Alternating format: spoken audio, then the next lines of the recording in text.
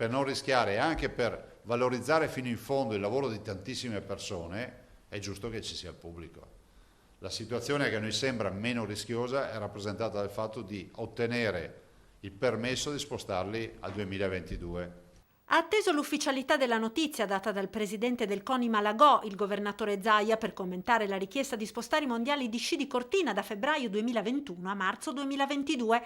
L'incertezza sull'andamento dell'epidemia ed il rischio di una manifestazione monca, magari senza pubblico, hanno portato alla decisione di chiedere il rinvio che viene visto dal presidente del Veneto come un'opportunità. Questo non vi nego che ci creerebbe una congiuntura astrale positiva rispetto alle Olimpiadi del 2026.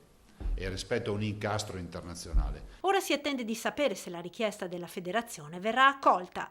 Confido nella collaborazione dei nostri compagni di viaggio a livello internazionale, perché poi capite che c'è tutta una serie di incastri con la Francia, con altri paesi, però sarebbe un bel segnale.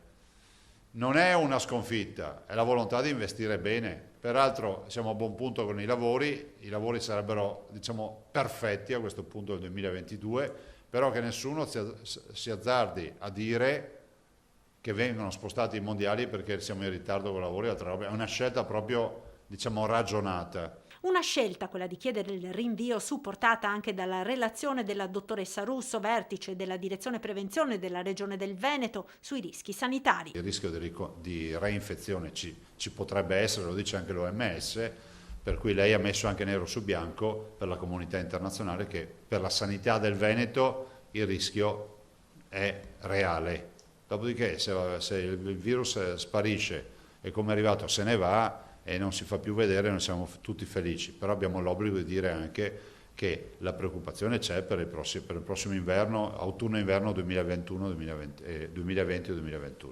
Zaia si è poi soffermato sulla movida selvaggia contro la quale la Regione ha realizzato anche uno spot e sull'ipotesi governativa degli assistenti civici contro gli assembramenti. Per me è una sconfitta, no?